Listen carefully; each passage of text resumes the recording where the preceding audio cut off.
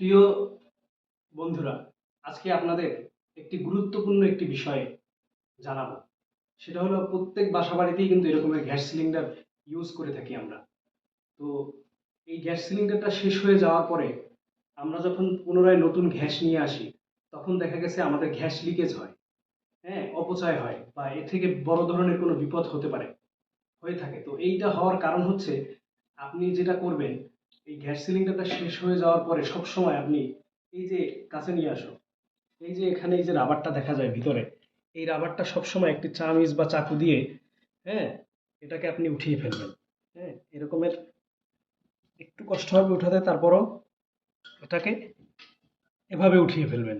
আপনার এইটার কারণে হলো গিয়ে গ্যাস লিকেজ হয়। হ্যাঁ, এইটা যদি উঠিয়ে উঠিয়ে ফেলেন আপনি, তাহলে গ্যাস লিকেজ হবে না। এবং পরবর্তীতে আপনার এই গ্যাস সিলিন্ডারটা যখন কোম্পানির কাছে যাবে, তারা কিন্তু নতুন করে এই রাবারটা দিয়ে দিবে, যার জন্য গ্যাস লিকেজ হবে না এবং বড় কোনো বিপদ আপদ হবে না। সবাইকে এই বিষয়টি জানিয়ে দিলাম, খুব গুরুত্বপূর্ণ একটি বিষয়। সবাই ব্যাপারটা মাথায় রাখবেন। ধন্যবাদ সকলকে।